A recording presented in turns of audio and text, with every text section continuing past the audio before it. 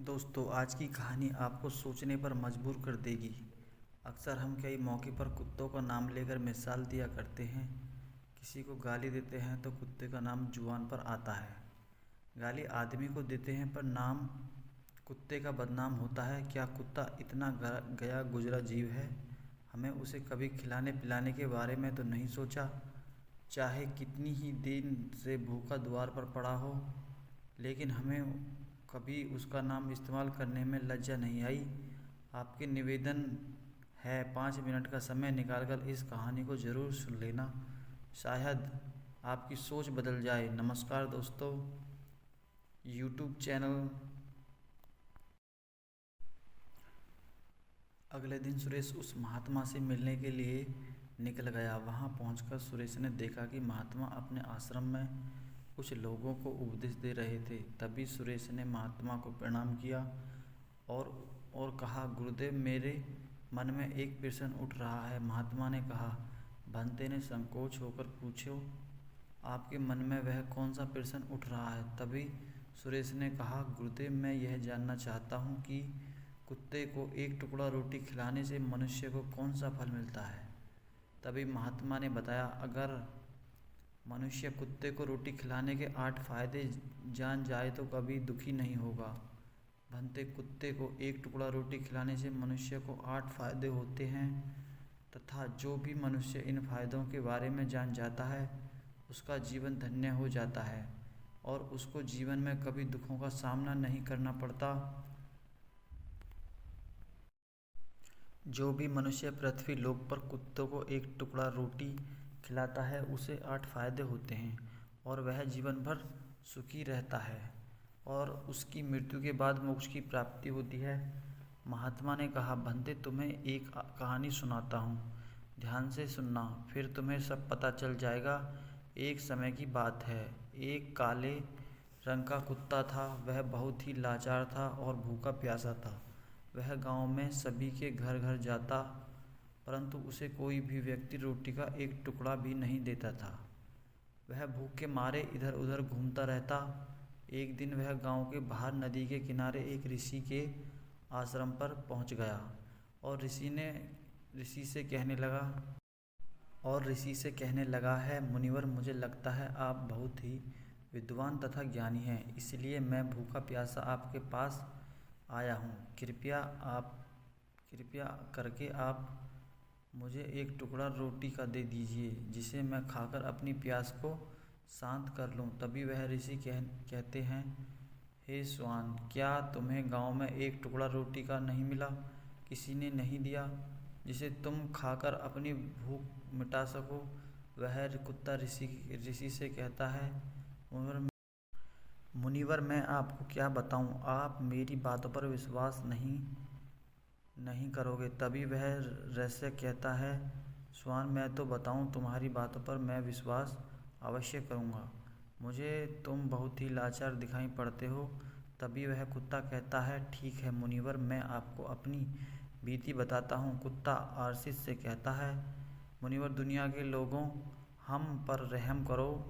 हमारा कोई घर नहीं होता और कोई सहारा नहीं होता। कमाकर खाना हमें नहीं आता। हमें वस्त्र भी पहनने का ज्ञान नहीं, इसलिए सर्दी गर्मी बरसात में हम ऐसे ही घूमते रहते हैं। हमें पढ़ना लिखना भी नहीं आता। मुनिवर, आपकी तरह हम अनुशासन नहीं आता। हमें आपकी तरह बोलना नहीं आता। यह हमारा दुर्भाग्य ही समझिए। परंतु हमें आपकी तरह भूख भी लगती है, चोट लगती है, हमें आपकी तरह पीड़ा भी होती है, हमें आपकी तरह रोना आता है। बस इन्हीं 3 कामों में हम आपकी बराबरी करते हैं। इसलिए हम पर दया दिखाइए, हमें और कष्ट मत दीजिए। ईश्वर ने तो हमें वैसे ही कष्ट देकर ही भेजा है, ऊपर से आप लोगों परेशान करते हैं। हम आपकी तरह मनुष्य नहीं हैं, पर पराधीन जीव हैं। जब हमारा जन्म हुआ उस समय हमारी आँख कान बंद थे, कह नहीं सकते हैं। उस समय आपके जन्म में जैसे नाच गाना होता है, बाजे बजते हैं, खुशी मनाई जाती है, हमारे जन्म पर भी यह सब हुआ होगा। हमारे जन्म पर कितनी खुशी मनाई होगी। हम जिस बिछौने पर थे। वह रुई का नरम तो था, सर्दी बिल्कुल नहीं लगती थी। मैं मन में सोच रहा था कि किसी बड़े घर में पैदा हुआ हूँ। लेकिन जब हमारी आँख खुली तो मैंने देखा कि हमारी माँ, जिस आप लोग कुतिया बोलते हो, वह अपने 5 बच्चों को छाती से चिपका कर एक राह की ढेर पर पड़ी है। हम 5 भाई थे। आपकी 4 भाई तो लाल और भूरे रंग के थे। मैं अकेला ही काले रंग का था। सब छोटा मैं ही था, इसलिए कमज़ोर था। मेरी माँ हमें लोगों के पास काम की आती थी, क्योंकि उसे भी अपने भोजन की व्यवस्था करनी पड़ती थी। यदि वह ना खाती तो हमें दूध कहाँ से पिलाती। उस समय एक माँ पर 5 भाई निर्भर थे। वह बेचारी अपने भोजन के लिए इधर उधर दौड़ती रहती थी। कभी भोजन मिल भी जाता था, कभी नहीं भी, लेकिन वह हमेशा 5 भाइयों का बड़ा ख्याल रखती थी। आखिर वह हमारी माँ थी। वह रात भर जगकर गांव की रखवाली करती थी। किसी की मजाल नहीं थी कि वह कोई अनजान आदमी बुरी नीयत से गांव की तरफ भी झांक जाए। दूसरे गांव के कुत्ते भी हमारी माँ के डर से गांव में नहीं आते थे। गांव के किसी किसान के खेत में कोई जानवर खड़ी फसल खाने आते तो हमारी माँ उसे दौड़कर भगा देती। गांव वालों ने इतना सब करने के बाद भी कोई मनुष्य तो हमारी माँ को भोजन तक नहीं देता था। भोजन के लिए हमारी माँ को मजबूर होकर छीना झपटी करनी पड़ती थी। कई बार तो लोग उसे लाठी डंडे से पीट पीट कर भगा देते थे। बेचारी उस दिन भूखी प्यासी रहकर पेट की आग से जलती रहती थी। वह कहकर, हे मुनिवर, आखिर भूख तो हमें आपकी ही तरह लगती है। ऊपर से उसे अपने 5 बच्चों को चिंता भी लगी रहती थी। आखिर माँ जो थी भूखी, उसे चैन से बैठने नहीं देती थी, और गांव वाले का भी उसे देखकर हृदय नहीं पसीजता था। तो बेबस होकर उन लोगों के घरों में चोरी से घूमा पड़ता था, और खाने की कोई चीज़ मिल जाती तो उसे खाकर अपने पेट की आग बुझा लेती थी। कई बार तो लोग उसे खाने की वस्तु ले जाते हुए देखते तो लाठी डंडे लेकर उसके पीछे पड़ जाते। कुछ निर्दय लोग तो कई बार उसे घर के अंदर बंद करके पीटते थे, हमारी माँ का बुरा हाल कर देते थे। फिर वह कुत्ता अरसी से कहता है, हे मुनिवर, हमारी माँ के ने क्या बिगाड़ा था। उसे सिर्फ अपने पेट के लिए भोजन ही तो चुराया था। चोरी करने का हमें कोई शौक नहीं है, पर पापी पेट हमें यह सब करने के लिए मजबूर कर देता है।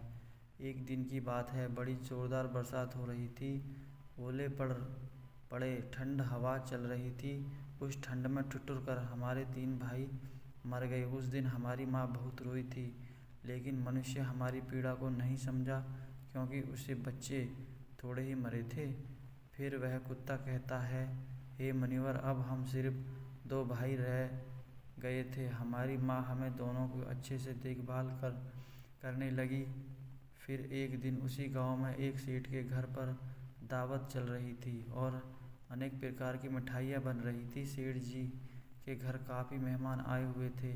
हमारी माँ कुछ कहने की तलाश में बार बार इधर उधर जाती, लेकिन लोग धुतकार कर भगा देते थे। किसी को उस पर इतना भी तरस नहीं आया कि रोटी उस बेचारी को खाने को दे दे। एक रोटी से उसका क्या बिगाड़ जाता। मेरी माँ बार बार जाती और वहीं खड़ी खड़ी देखती रहती थी। सेठ जी के आंगन में दावत खाने का सिलसिला चालू हुआ। भोजन परोसा जाने लगा। मेरी माँ भी वहीं जाकर पूँछ हिलाने लगी।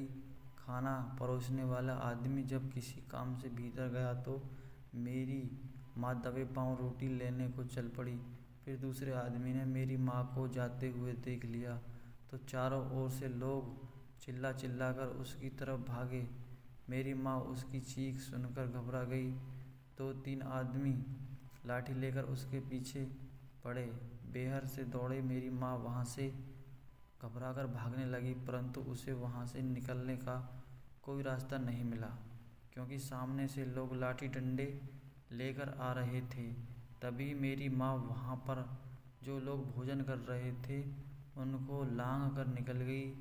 आगे वह कुत्ता कहता है, मुनिवर, मेरी माँ अपने निकलने पर इतनी हैरान नहीं थी जितनी कि उन लोगों को देखकर हुई जो वहाँ पर दावत खा रहे थे।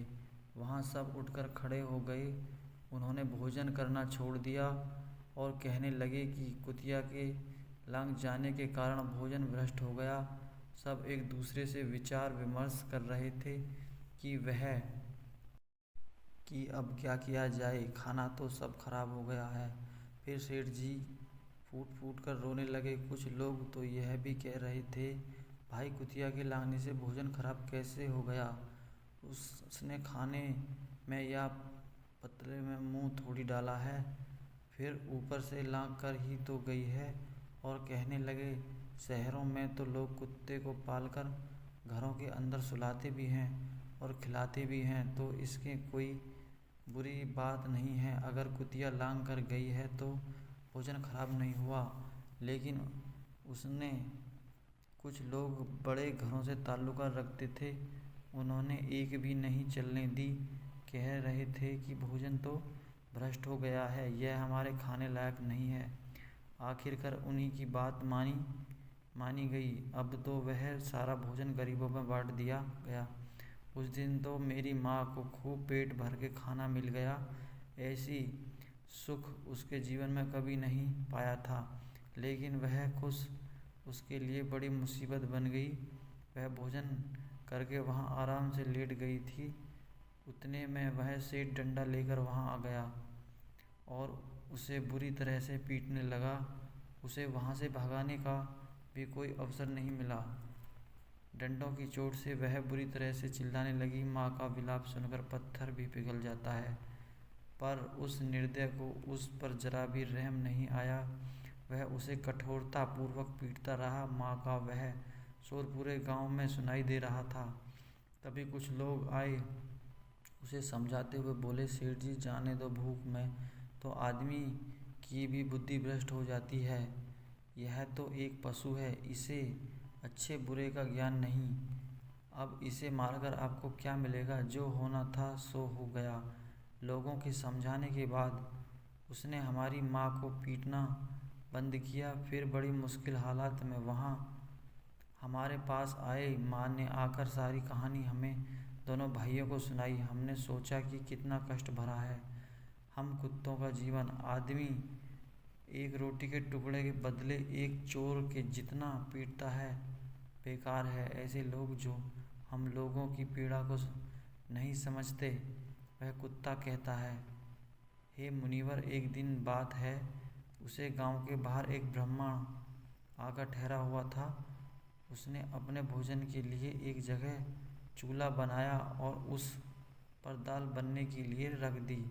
उसने बाद आटा गूंद कर रख दिया। वह वहीं पास में कुएं पर पानी लेने चला गया। इधर से मेरी माँ भी घूमती हुई वहाँ पहुँची। उसने आटे को देखा तो सोचने लगी कि शायद इस आटे का कोई मालिक नहीं है। यह सोचकर वह उस आटे को खाने लगी। उधर उस ब्राह्मण ने कुएं के पास से देखा कि उसका आटा एक कुतिया खा रही है, तो वह बड़ा दुखी हुआ। वह बेचारा रोने लगा, क्योंकि वह भी 2 दिन का भूखा और थका हुआ था। कुछ लोगों ने उसे कहा था, अरे ब्राह्मण देवता, इस कुतिया ने तुम्हारा भी आटा बिगाड़ दिया। काले तो इस सेठ जी की पूरी रसोई बिगाड़ कर रख दी। ब्राह्मण दुखी होकर बोला, भाई, मुझे क्या मालूम था यह दुष्ट कुतिया मेरे आटे के खाने के लिए घात लगाकर बैठी है। ब्राह्मण ने ना आव देखा ना ताव, लाठी लेकर उस कुतिया के ऊपर टूट पड़ा।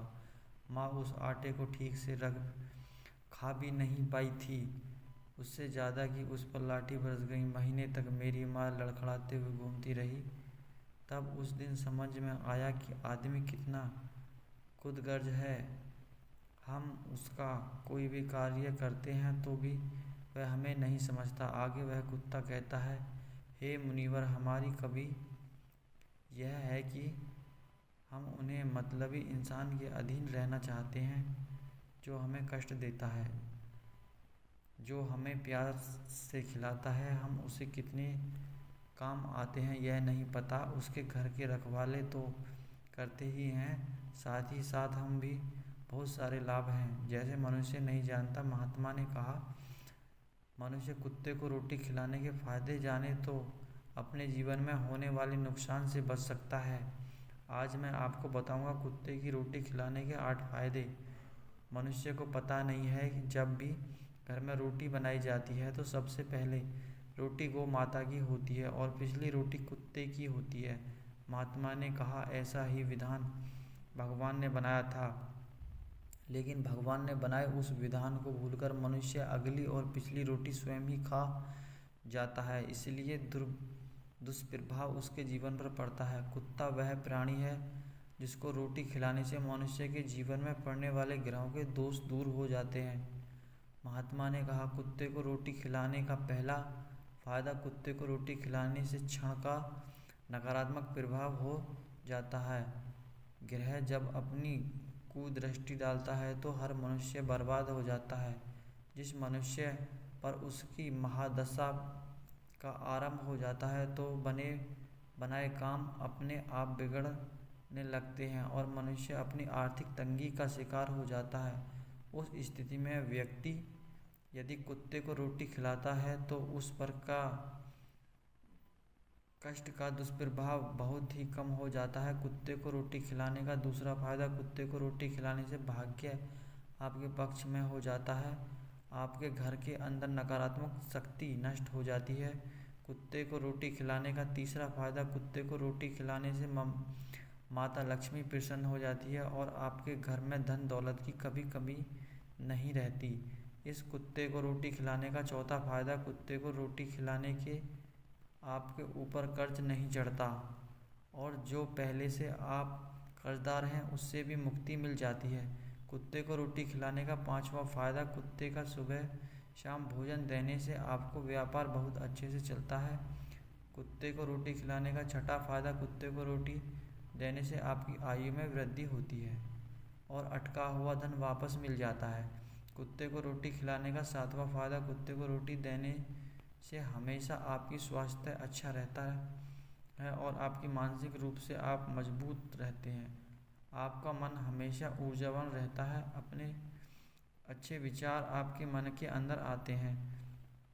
कुत्ते को रोटी खिलाने का आठवां फायदा, कुत्ते को रोटी खिलाने से भगवान प्रसन्न रहते हैं। आपको भगवान को समस्त जीवों की चिंता रहती है और जो समस्त जीव पर दया रखता है भगवान भी उस मनुष्य से प्रसन्न रहते हैं। भगवान की कृपा सदैव उस परिवार पर बनी रहती है। आपके अपने बूढ़े बड़ों से सुना होगा, कहते हैं कि जब कुत्ता रोता है तो शगुन होता है, कोई संकट आता है, किसी की मृत्यु होती है, इसलिए कुत्ते को कभी रुलाना नहीं चाहिए। इस प्रकार से महात्मा ने सुरेश को कुत्ते को रोटी खिलाने के 8 फायदे बताए और जो भी मनुष्य कुत्ते को रोटी खिलाता है वह उसे उन 8 फायदों का फल प्राप्त होता है।